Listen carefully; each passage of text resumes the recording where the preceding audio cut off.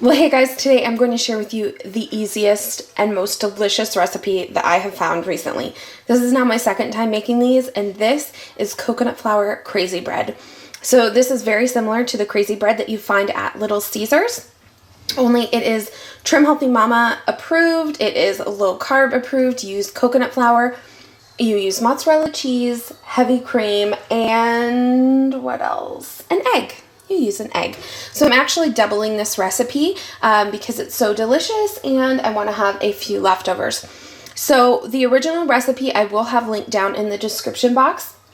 In my pan I have, and my oven's going off. In my pan here I've doubled the recipe and I have 2.5 cups of mozzarella cheese here in my pot getting ready to melt. I'm going to go ahead and actually stir this up because I don't want it to burn. I have it on low temperature, so it's like at a level 3. And if you could use a microwave if you want to, I just don't have one. So working it on the stove is super simple and easy. You're going to want to watch this and you're going to want to stir constantly. Basically, you're going to melt all of your cheese and then you're going to add your other ingredients, and I will take you through that step in just a second. This is 3 minutes into the process, and my camera, I can't hold it in my other hand, so it's impossible to stir for me with my left hand, but this is what it's looking like. Okay, so I did go ahead and pull that off the heat because I didn't want the egg to cook. And I've just simply been incorporating everything, and it sort of makes like a really nice dough. Now what we're going to do is we're going to pull this off, and we're actually going to knead it a little bit. I'm going to let it cool just a smidgen, and then I'm going to knead it slightly, and we're going to roll it between 2 pieces of parchment paper. Okay, so here's what everything looks like once it's kneaded together, and I just really just kind of stir it over and over and over and knead it right in my pan. It is a beautiful color of yellow. So what I'm going to do is I'm going to go ahead and add some parchment paper on top. And you definitely need to do this. Don't try and skip this step, and make sure that you're using parchment paper, not wax paper. Wax paper will burn in your oven.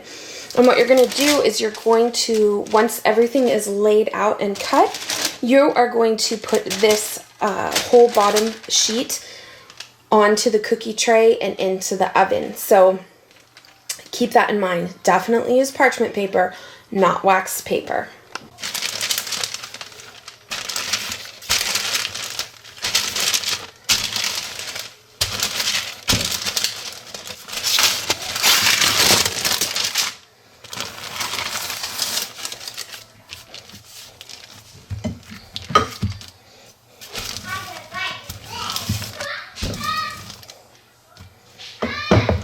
So this is what your dough looks like after it's been rolled out. You do want to just try and maintain the same thickness throughout. Mine is fairly thin, but you don't want it paper thin by any means. This will puff up a little bit if I remember correctly.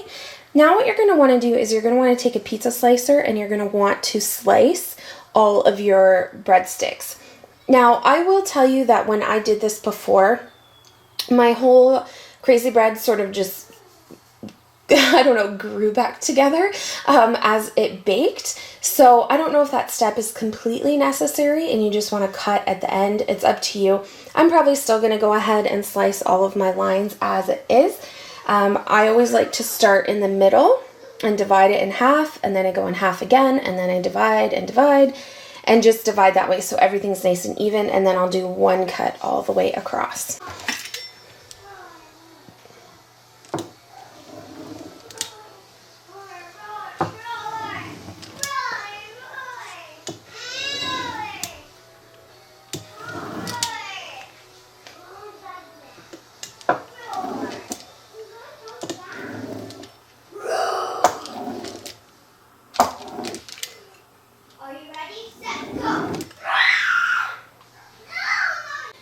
So here is my crazy bread lifted onto my pan. You just slide it very carefully and it should go on no problem. This is such an easy recipe, guys. I've done this in like 7 minutes, and that's with filming. You want your oven set at 350, and you are going to bake this for for 10 to 15 minutes. Okay, so here it is as I pull it out of the oven. Now, as you'll see, it all kind of grew back together. It didn't keep the lines. However, I will say to score it anyways, because I checked on it when it was in the oven and it really puffed up quite a bit. And I think these lines kind of help it keep from becoming one big giant puff. As you can see, these air bubbles have collapsed already, and that's kind of the goodness of crazy bread. So now we're going to go ahead and we are going to make the butter sauce that goes over the top of this. So you're going to need Parmesan cheese, some garlic powder, or you can use actual minced garlic, and a few tablespoons of butter. You're going to add your tablespoons of butter. You can use a microwave. You can do this in the microwave. I don't have one, so I'm just using this little mini pan. You add a couple tablespoons of butter into your pan, and then the garlic powder. Melt those two things together. Drizzle it on top of your crazy bread, and then you sprinkle with Parmesan cheese. Now this Parmesan cheese is large flakes. This is like real Parmesan cheese, as opposed to the green can, which I guess is real, but whatever. So I am thinking I may just run a little bit through my magic bullet to grind it up a little bit more. The Parmesan cheese and the garlic powder absolutely make this, so don't skip this step.